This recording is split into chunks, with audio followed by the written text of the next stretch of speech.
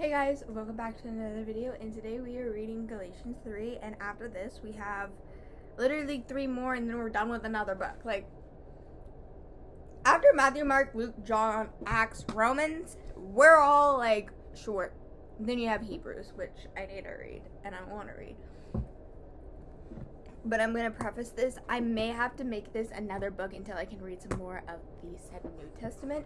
I am currently going through the book of Isaiah right now and finished the book of Exodus with my study group online and stuff. So yeah, but anyways, let's get into Galatians chapter 3. Verse 3 says, "How did you receive the Holy Spirit?" Receiving the Spirit means you are made new. So Paul is actually asking a person, like, how did you know you were like chosen to be God's servant and all that?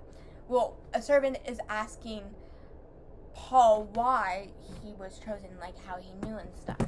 So yeah. Verse 5 says, "Does the one who follows do miracles?"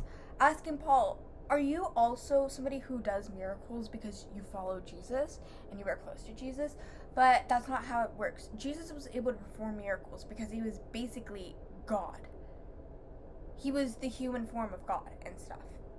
Verse 8 says, Gentiles will receive Jesus by hearing the gospel. How we receive Jesus is exactly what was done in verse 8 of Galatians 3. We had to hear the good news. Verse 10 through 14, why Jesus come and did what he did.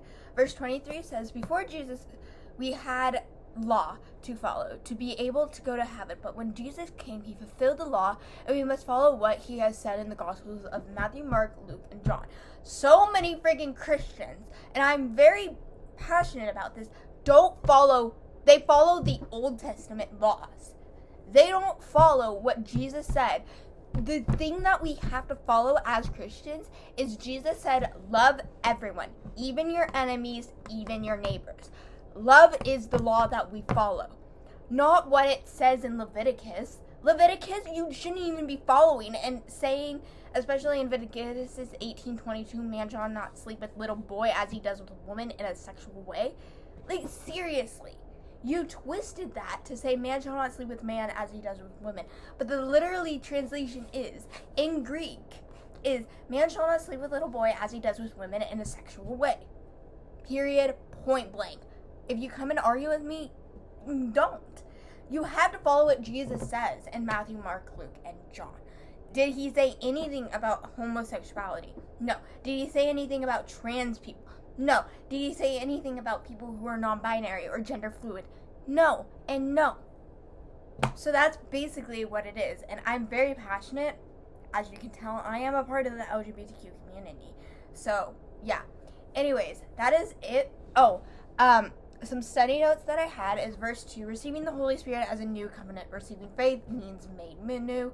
6 through 8 is the gospel in the Old Testament. Let me hear you. Old Testament. Not the testament we follow, but what was the law that we had to follow before Jesus came. 10 says, these who rely on the works of the law are under a curse. Whoever is trying to follow the law for Jesus will not enter into heaven. Fact. What do we follow? The law? We are not doing what Jesus said to do. When we follow, like I said, when we follow what was said in the Old Testament, we're not following Jesus. We have to follow Jesus to get into heaven. Period, point blank.